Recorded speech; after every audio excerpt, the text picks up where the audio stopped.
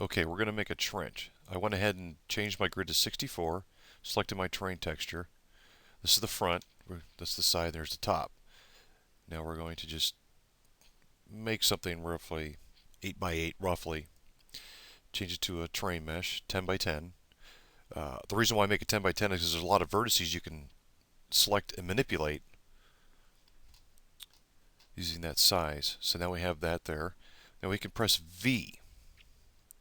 This is going to show our vertices. You can manipulate any one of these, but note on a grid of 64, it'll move them actually one block at a time up and down. So we're going to change that.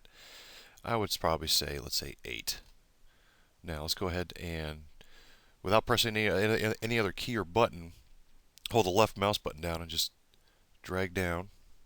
Now we're going to change our view to the side. We're going to zoom in on it. Go ahead and hold the left mouse button down. We're going to drag this down. Okay. Now we're going to press the Shift key and select this vertices. We're just going to go ahead and slide this over. Do the same with this side. Voila, there's your trench. And for scale, just drop an actor in it, and there you go. Obviously, you can raise or lower. If you think that's too low, press Shift, drag it up, Shift, drag it up, boom, escape, click on this guy, change your view, drag him in there, and now there's your trench. Okay, this tutorial is going to be on how to connect your terrain meshes to another terrain mesh after you have already altered or kind of changed the terrain look. Let's go ahead and get this started here. We're going to just paint some height. We're going to just change this terrain all around the edges here just to give an example how to do this. Now during, of course, your map, you make a mistake and oh, I need another piece of terrain in this spot, so let's just go ahead and slide this over and let's get it matched up pretty good. That's pretty close to where we want it. Now in order to connect all these, you need to have each piece selected, including the corners. Now we're going to get a spot where we can literally see the vertices. Select your terrain meshes, press V, hold your control button down and click each one of these that are vertical to one another. It means top and bottom. And we're going to press Control K. It's going to connect. Control K. As you can see, the terrain vertices are snapping together. One bad thing about the COD Radiant, it really doesn't like to do this very much, so you might have to keep doing reselecting and click the vertices.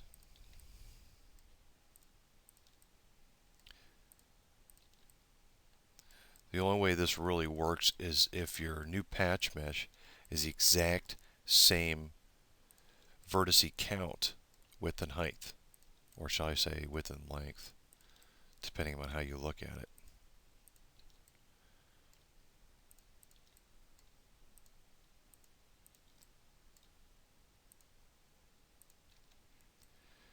And there you go. Now those are connected. Now we can probably just go ahead and manipulate all of them now. Hope that'll help you out. Okay, this tutorial we're going to show you how to make a road that's bent, or a sidewalk, or anything that you need to have curve and move around. So we just went ahead and created, I just made a piece of caulk that was about 1,000 long. We could make it a little shorter if you need to.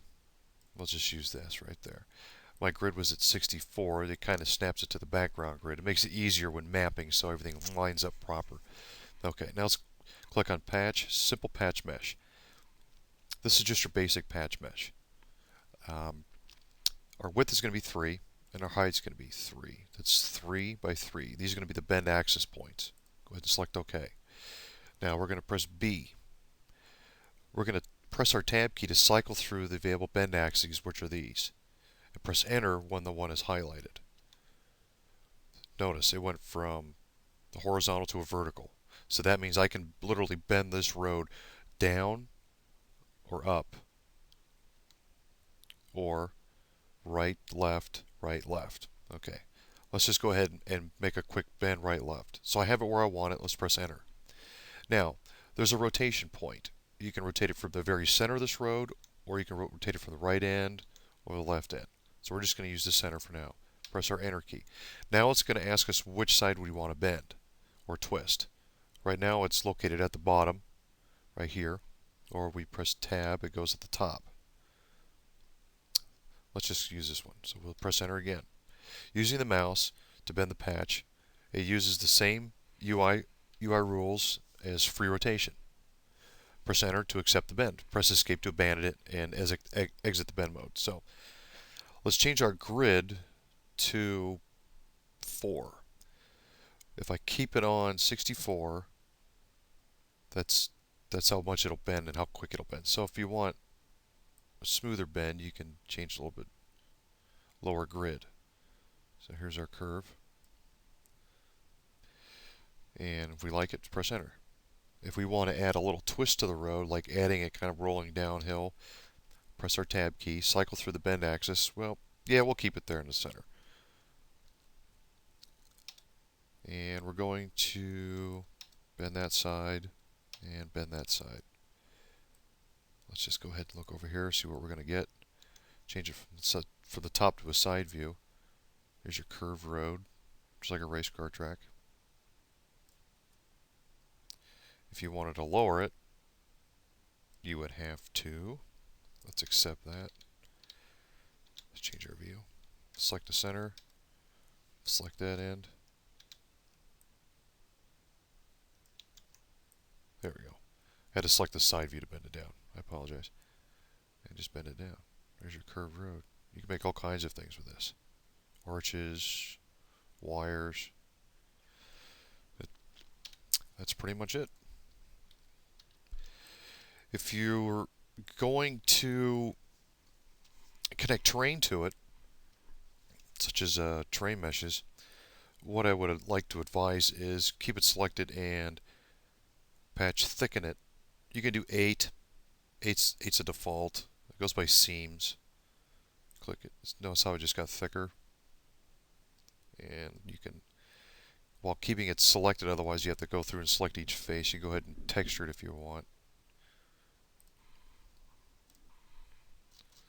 Let's just use this cobble road here. And making the textures line up is a little more simple. Press S so you can just cap it. You can natural it. There you go, it fits right to it. Hope that helped.